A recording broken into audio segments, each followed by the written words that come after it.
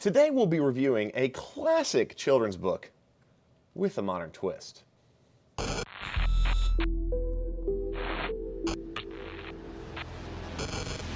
If You Give a Mouse a Cookie is a book I remember from my childhood, and it was one of those funny stories that makes no sense as an adult, but it's like imagination fuel as a child.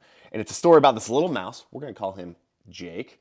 And he goes to this kid's house. We're going to call that kid Zane. Just picking two random names. Absolutely no relation to real life. And this mouse gets a cookie from Zane. And then, because he had that cookie, he's thirsty and he wants some milk to wash the cookie down. Delicious chocolate chip, probably my favorite, by the way. I prefer soft over crunchy cookies also, just a side note. But anyways, he gets this milk. Thirst is quenched, but now he's worried he has a milk mustache. And so it starts this chain of events where at the end, this kid is tuckered out, his house is destroyed, his parents were probably furious, but he's chilling with this mouse and they're best friends, and they both have like core memories for life. Probably set them off onto lots of other adventures we'll never know anything about because Laura Numeroff never wrote about it. But I was thinking about this book recently because I need a rear diff. I've also got this pile of parts from IE. This diff is causing me to do all these parts in my car. So let me get in my work clothes and I'll explain further. Don't judge me. I couldn't find a cookie this big. I was gonna ask Zane, but we know he only sends empty boxes. Now that I'm all Tom Sawyered out, let's take a look at what we have going on. If you'll remember, in our last video, we found that our clutches and our rear diff are cooked. The Haldex pump screen was completely blocked with debris, and over time that let the clutches slip and burn up and become ruined. Buying this car with 100,000 miles did not come without its problems, but we did get a really great deal on it. So our buddy Craig hooked us up with a smoking deal on a low mileage used diff. And so we are going to replace that. In order to replace that, we've got to drop our Milltek exhaust. And if we're dropping our exhaust, we might as well get our IE downpipe installed. Another thing that has to come out is our rear subframe. So why not throw in our IE lowering springs? If we've got both of those done, why not just go ahead and tear the front end apart too, because we're doing springs, and we're gonna take the whole front bumper off and get our IE intercooler in as well. And if that's in, there's really nothing else in our way of going full stage 2, so we're gonna throw our stage 2 tune in as well.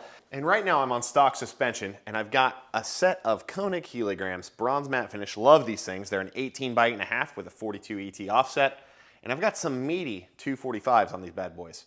Now, I do have a little slight amount of rubbing from the fender screw here, and I'm actually just noticing that I've got a little dent protruding out, and I've got that on both sides, so I think that screw is actually getting pushed out.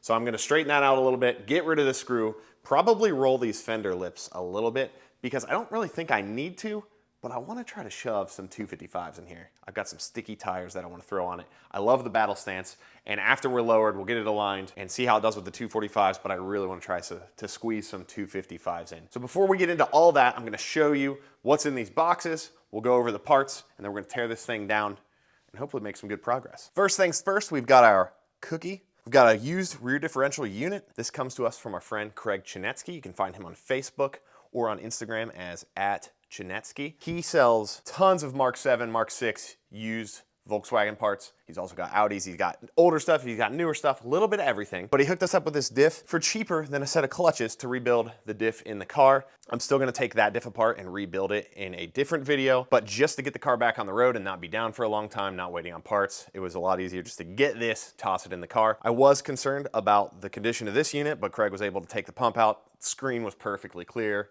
Fluid was in great condition, so I'm very confident that this is going to be a much better unit than what we have in the car currently. Huge thanks to Craig for hooking us up with this deal. He also basically made our trailer possible, and if you don't know about that, check out here. It's a Mark 6 Golf R trailer that we pull behind a matching Mark 6 Golf R, and I'd say like 75% of our parts came from him for that trailer build. So huge thanks to Craig. Check him out. Make sure you give him some love. Great guy to be in connection with. Next up, we've got our IE downpipe. This is a full 3-inch system made out of 304 stainless.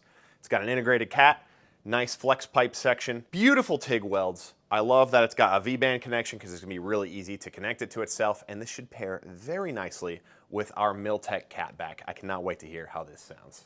These are pretty cool because they're not even available yet. This is IE's MQB all-wheel drive spring set. It's gonna drop us 1 inch in the front, 1.5 inches in the rear. It's gonna be aggressive enough to look really good, but not so aggressive that we're gonna have to deal with camber issues in the rear. Should be able to do a simple toe alignment when we're done, and this will work great with the OE mag ride shocks, which I wanna retain. So I've really got the best of both worlds, and it's pretty exciting to get a part like this. Last but not least is this big guy, this intercooler for the MQB cars. This comes in silver or black. It's 137% larger than a stock intercooler, which means you're gonna drop your IATs about 74%. And you'll have a 9% lower pressure drop across the intercooler, which means this is just way more efficient. You're gonna work your turbo less to make the same amount of power, and it's gonna keep our Mark 7 making some reliable power for a long time to come. Now's a great time to tell you, if you're looking for any of these parts or any other parts that IE makes, you can use the discount code below, performancebyie.com/P3, to get yourself a nice discount and to let them know that this embarrassing video wasn't for nothing. My recommendation is to also let them know you want some IE bibs in the future. You know, I think that'll look pretty sweet. Go get yourself some parts, tell them Jake from P3 sent you, and we all win. All right, let's get these parts on the car. Morning. I got Matt manning the lift. Subframes all on the table. I'm trying to skip all the boring parts for you guys, but the way I did that was I disconnected all the electronics for the shock, the ABS, brake sensor, or the parking brake. Took all the bolts out of the front of the control arms, took the bottom of the shock out so that way we don't have to take the interior apart. Got the 4 main bolts off of the subframe, disconnected the 2 brake lines and made little caps so they don't leak, and then I disconnected the clips going across the subframe. Do all that on both sides, and I think we're ready to start bumping it up. So I'm gonna throw this on the tripod and we're gonna see this thing go up. We'll speed you up so you don't have to do it the slow way.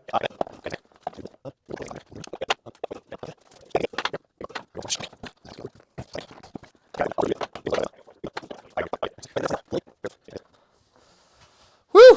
All right, my new car is apart. It seems way too often that in these videos, we just like time warp days ahead in the future. So this thing has been sitting for about 1.5 days now. We got really busy with orders and just haven't touched it. And I had to ditch my outfit because it's kind of awkward taking deliveries, especially when people don't know the book. I don't know how someone couldn't, but. Like farmer. Do you remember the book, If You Give a Mouse a Cookie? No. So it's. Picture you and show Jeff and Randy. They're gonna crack up at this. So anyways, there's that. The whole rear subframe is out. I've got the old diff out of the subframe. Lots of nice little gravel and stuff in there. And then here's the new one getting ready to go in. I'm gonna clean up a couple spots on it and toss it in.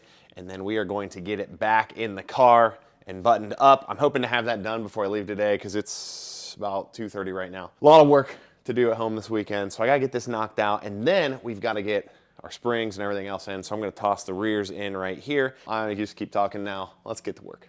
Look at that, all buttoned up. And I even took time to service the diff fluid and Haldex fluid back here. When I primed this pump, I got a real satisfying like snap every time, for the first few times I should say, and I feel like that's the clutch is clicking.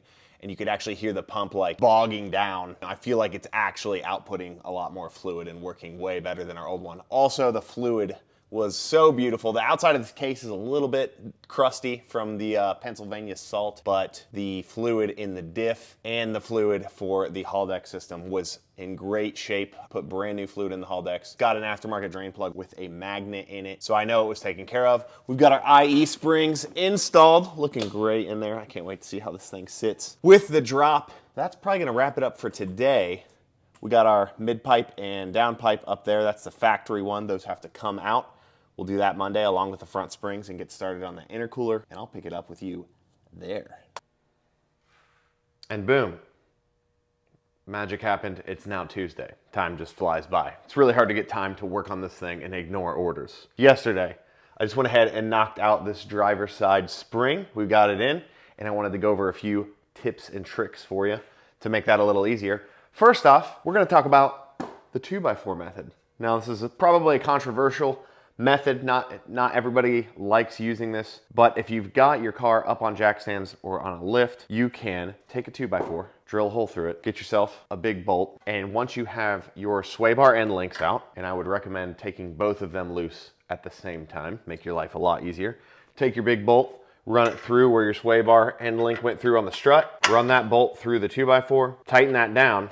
Now, while your car is up on the lift, you let the car down, the 2x4 is hitting the ground. It will force the strut up, which compresses the suspension. So if you've already got your bolt out of your knuckle, now your knuckle can slide down with enough room, rotate to the side, and now you lift your car back up and your strut is free from the knuckle. Alternatively, if your car is just on jack stands, you could get a short 2x4 and put a floor jack underneath the 2x4 to move the strut up and down while the car stays stationary. I've got this on a scissor lift, so it's easier to lift and lower the car. That's gonna save you from having to take the lower ball joint apart, which is only 3 bolts, it's not that hard.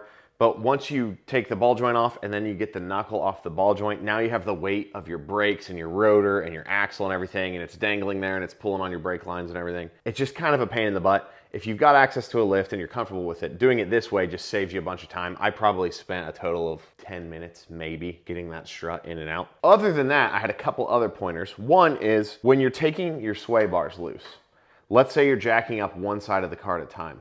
If you only take one side loose, your sway bar is stiff. It is trying to not do this. You know, if this is the driver's side and this is the passenger side, when you jack up one side of the car, that sway bar wants to stay straight, so it's trying to tweak and twist. So if you only take one side loose and you're jacking up one side of your car, that other side is under a ton of pressure. And so you're gonna be fighting to get this loose. But if you go ahead and just take both sides loose, now your sway bar can freely move up and down. It's got a little bit of resistance from the rubber bushings, but you're not gonna have that tremendous amount of pressure fighting it and trying to fight it into your strut and then stripping threads and all that stuff. So take both sides loose. That way your sway bar is not fighting you. Another tip is don't forget to remove your height sensor arm. Even just doing the 2x4 method, it was able to sag far enough once the knuckle was loose from the strut that I kind of messed up my linkage arm, and these little rubber inserts will pull out. So I actually wanted to give you a tip in case you do that as well. This tube is aluminum, and you can see here it's crimped on the ends where these go in and then it gets crimped to hold it in place. Well, if you go too far and pull one of these guys out, you can just take yourself a center punch like this, put it into this tube, and by hand you should be able to just twist and force it in, and you're actually going to expand that crimp back out. And once you do that, get yourself a little soapy water, put it on this insert, make sure it's facing the right way, push it down in again, and then you can take a pair of side cuts like this, and then just obviously not kill it. You don't want to do it too tight, but then you can re-crimp pretty easily to get that tension. And then boom, now your arm is back in place. Last but not least, this is a pretty common one, but this was new to me, kind of going into the European stuff. You got this little guy right here, this little cam lobe looking thing. So this actually inserts into the gap in the back of the knuckle, or if you're doing some Audi top control arm stuff, maybe into those up there if you need to. But you're gonna put it into that slot, and then you're gonna rotate it, and it will spread the knuckle apart and make it so much easier to slide up and down. And this one actually also just takes a 13mm socket. So you put it in the back, twist, and then you can take your ratchet off. It stays in place. It's really small. It doesn't get in the way of anything. Great little tool to have. And this one came to us from Euro Tuning, and they actually sent us all new hardware for this job and strut mounts and bearing plates, because this car has 110,000 miles on it. Little crunchy when turning. And then also anytime you have a high mileage car, it's good to just replace hardware if you can, when you can. So I've actually got all new hardware for everything I'm taking apart. And I would also suggest save your old hardware. I've got like coffee cans and containers, and I am a mechanic. I'm also a pack rat, but you will never regret having some old hardware just in case. You never know when you might strip or break something, and if you're at your house and it's the weekend and no one's open, you got your go-to box of goodies for some backup bolts just in case. I'm gonna set up a time lapse on the other side. I mean, you're gonna get to see the whole process, the whole 2x4 method, and it's gonna look really smooth and amazing on film, but I'll actually be struggling a little bit. You know, we did a little razzle dazzle in the edit. We're gonna get to it.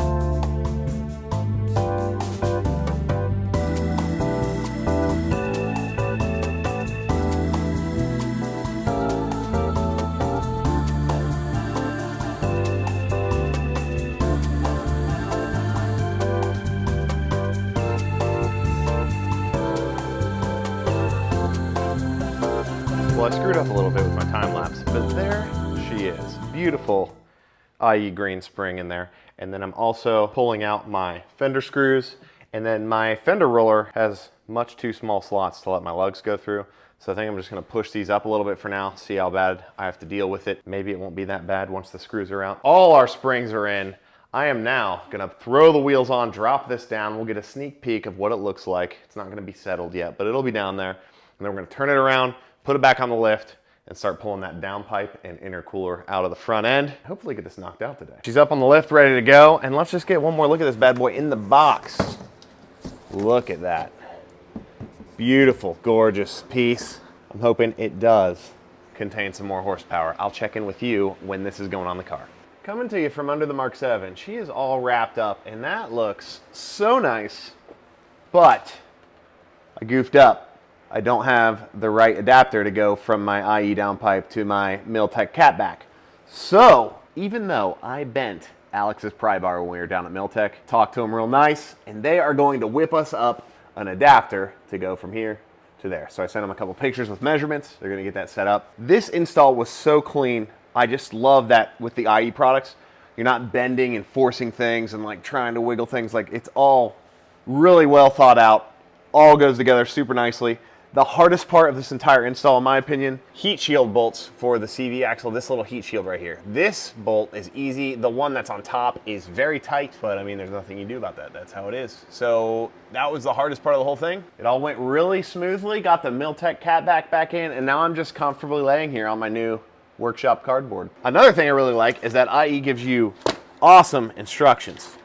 So even though I don't like to use instructions, you know, being a master mechanic and all, these are really clear pictures, really simple steps. It's all marked really clearly what you're trying to do. The pictures aren't blurry. These are all color photos on their website, but I just printed that off just to have it back here, just in case. Great products, great instructions, great company. Love these guys, and great cardboard. Nice, thick, comfy cardboard. I'm gonna save that one. So now we just gotta get in here, get the intercooler swapped out, and we'll be ready to flash and run stage 2. And according to Zane, do some trailer launches. So we'll see how it goes. Car's on the ground. We're gonna start putting this intercooler in. Oh my. Man! Oh my gosh. Look who dragged the cat in, you know what I'm saying? Party's here, baby. Oh man. Yeah. Did you guys get my joke? Dude, yeah. Look who dragged the cat in. You know, I don't even understand it, but hey, I'm here, you know. Risky Garage, ladies and gentlemen. He is gonna help me knock this intercooler out because it's now like 6 o'clock, already worn out from the day, but we got stuff to do. We got IE parts to put on. Dude, bro, look at that freaking thing. That thing is insane. Dude, get that out of the box. Bro. This man's bringing some energy to the situation. Dang, bro, you see that, man? Oh, shoot! Dude. Some horsepower in this John. Calls everything a John. Dang. Let's see if we can break this before we even put it in. Dude, this thing is huge. So I did already introduce it. She is a chunk. This thing is 137% bigger than That's a stock insane. one. Dang, look at this, bro. Look at that foam too. Get that off there for me. Bro, look at the IE logo on the side there, too. Ooh. That is pretty clean. I didn't even notice that the first time, I'm not gonna lie. Dude, and it's like not super heavy either. I feel like it'd be a lot heavier for as large as this thing is. It looks good. I like the black. 74% lower IETs out of that. Dang. On a day like today, dude, it's like high 90s here all this week, and we're not used to that in Ohio. Good time to put this in. We're gonna get trucking on this bad boy, probably throw a time lapse up, get the bulk of the work done, and then when we're about to throw it all the way in, let you know how it's going. And then we've got like a little piece in the box over there, right there. Got a little secret box there for you. Something else is going under here, and it's not even available yet, so pretty excited about that. We'll throw that on there as well, show you guys what that's all about. The release date of the springs and this other part are coming up. They actually bumped them up, so by the time this video is out, they might be available. And again, you can get any IE parts. Check this link below. performancebyie.com/P3. It's gonna get you a nice, fat discount. Save some big money on some big parts. All right, to the time lapse we go. All right, guys, I skipped the time lapse because I figured you didn't need to see another time lapse of 200 torques coming out of the front of a VW. We've got her in service position. We've got the radiator and intercooler removed.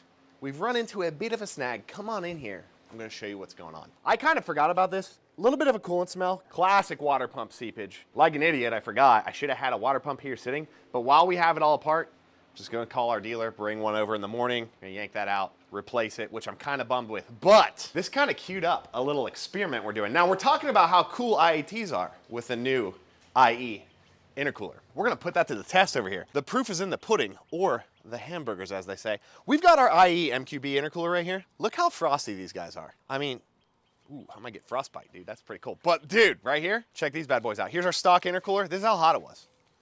Like, it's not only cooking these hamburgers, they're overcooked. So when you're thinking about it, do you want an overcooked burger that can't be uncooked? Or do you want a nice frosty frozen burger? Listen, well, they're thawing out a little bit now. Still, you get the point, nice and cold. I can still cook these. I can't uncook these. So right there's your proof. Side-by-side comparison. That's sizzling and that's not undeniable. How much more evidence do you need? i.e. intercooler for the win. Only at P3. You're not getting this content anywhere else. These time warps are getting really old. That last clip was 6 days ago, and we've been waiting all this time for a 59-cent bolt. Here is our old water pump. You can see it's all gross from just slowly dripping over time and drying up.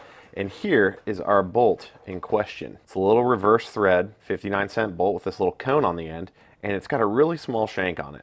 And usually I'd be okay with reusing stuff, but this is so buried in here and it runs such a crucial part that I really feel it's worth replacing. Let me show you what I mean. Your water pump mounts to the front of the block and it has a little tiny belt that runs on that pulley. It is powered by this little pulley that runs on a little jack shaft on the front of the block. That little pulley mounts to this little jack shaft down on the front of the block.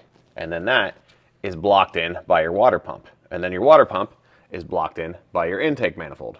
And then the intake manifold is blocked in by all these hoses and everything. And then if you're also doing an intercooler, it's blocked in by your core support and your radiator and the intercooler itself. And before you know it, just like if you give a mouse a cookie, your whole car is taken apart. And this is how it's been sitting for like 6 days. So we're ready to get it back together. We've got all the parts we need, including this little adapter from our buddies at Milltek. Alex whipped this up for us, and this is going to adapt our IE downpipe to our 3-inch Milltek catback. Even got a little tattoo on there. That'll be going in face down so you can read it from underneath. Thank you, Milltek.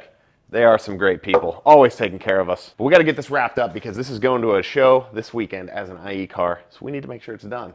So I'm gonna get to it. Got the intake and water pump all wrapped up, and it's a little intimidating with all the hoses and clips and harnesses and everything, because I've never done a Mark 7 before. But thankfully, everything kind of rests in its natural position, and there's clips for everything, that like little brackets that hold all the harnesses in place.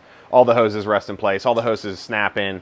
It's really pretty easy. So not a bad one. Don't be afraid to do it, because a lot of these water pumps leak. It's pretty common. But that's gonna wrap it up for me today, because I gotta leave early for vacation Bible school at my church all this week. We're gonna get this intercooler in tomorrow morning, and you'll be there just like, I don't even know what day it is anymore. The intercooler is in. Great fitment, great product. Your condenser just bolts right to the front. The radiator clips right to the back, and then everything else is just OEM right around that. Super easy install. We've got a vacuum holding in our cooling system, so we're about to fill that. Just got to throw the headlights in, the bumper on, a few other little things in our intake, and we've got that extra little secret piece that's going to go under this hood here. I'll show you that in just a minute, and then we're going to get the Stage 2 tune in this and take it for a drive. Finally out in the shop, flashing my IE Stage 2 tune. She's all buttoned up, survived a good shakedown run this morning. Everything's good. That IE downpipe is sounding really good. I mean, I was surprised by the change of that downpipe because we didn't change the Milltek catback. That's all the same. And speaking of Milltek, got my Tennessee shirt on today.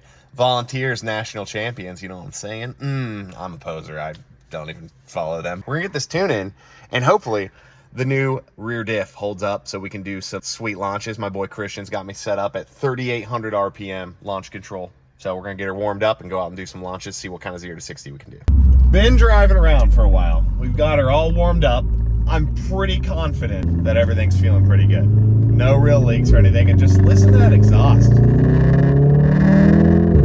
I've got you on phone audio right now, so I'm hoping you can hear this car a little bit, but we've got that Milltek catback in there, and we've just stepped it up another level with our integrated engineering 3-inch downpipe. It sounds so crisp, and we've got some violent DSG farts. Now check this out.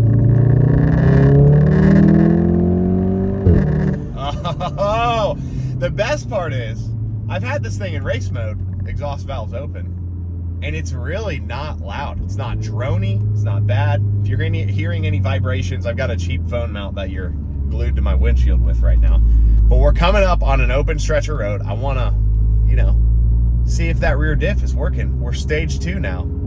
Let's do a nice launch and see what our 0 to 60 is. 3,800 RPM.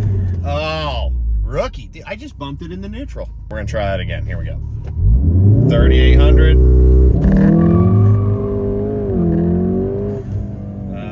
We got some weirdness still. Typical for me. GoPro just crapped out.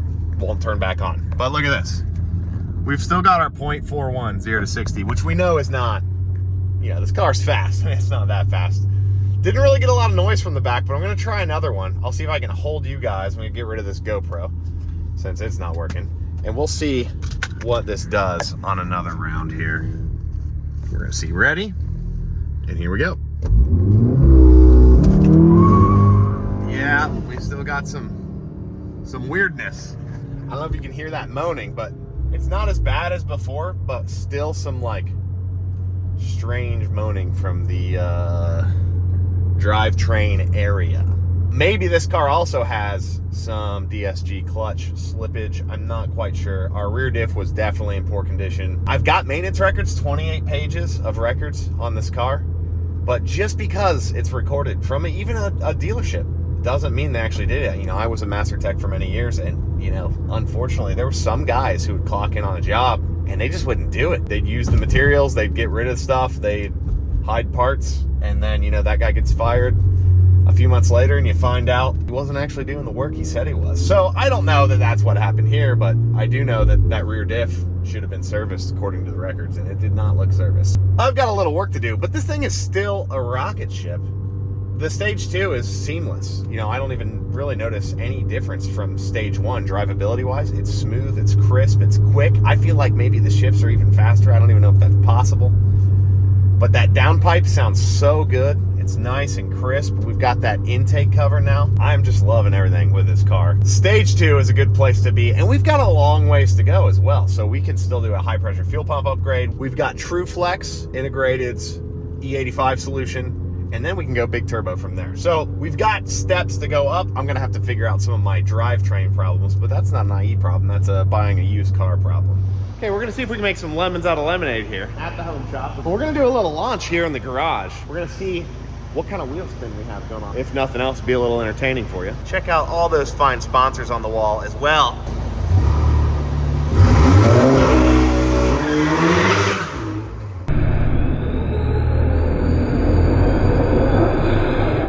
Not really how I wanted this video to end. I was hoping for a nice, crispy 0 to 60 time, but hey, you gotta deal with what you get. And after reviewing my previous clip, yes, I did just say making lemons out of lemonade. You just gotta let it flow. These are like one-take wonders half the time. In summary, we could not be happier with these IE parts. Everything we've put on this car has been so easy to install. Their instructions are very clear. We've got really high quality products, not to mention the great performance that we're getting out of them. I'm really excited to see where these springs settle in. I just started driving the car today, so we're gonna put a few hundred miles on it, see where they settle in, get that alignment dialed back in. But again, we're dropping an 1.5 inches in the rear and an inch up front, and that's the MQB all-wheel drive springs. Those should be available at performancebyie.com/P3 very shortly, so be on the lookout for those. I won't have a link for those yet because they're not available yet. We've got the 3-inch stainless steel downpipe plumbed in to our Milltek catback exhaust. That downpipe has taken things up quite a bit. We've got a nice deep tone, really aggressive, but not droney at all. The inside of the car is nice and quiet, no issues whatsoever. Throw her in race mode and she's raspy. She's doing huge DSG farts. Very explosive now. They're not really like muffled. They're really popping. Sounds really good. Stage 2 tune, absolutely seamless. Throttle application is super smooth. Boost just rolls in really nice. And don't forget, on a car like this, you've got your different drive modes, which are still completely useful. I still expect to be getting 30+ miles per gallon on my hour commute to and from work, but I can mash that throttle down and have some fun whenever I want to. Also want to give a big thank you to Milltek. They made us a nice custom adapter going from that IE downpipe to our Milltek exhaust.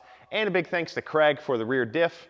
Hopefully that one's good and we're looking at some other problem, or maybe that's not good, I'm not sure. And I also want to give a big thank you to Eurotuning for supplying us with our Strut rebuild kits and those hardware kits. They take a lot of time to put all that hardware together, so you don't have to hunt around for every individual bolt. You can just go click on the front end rebuild kit.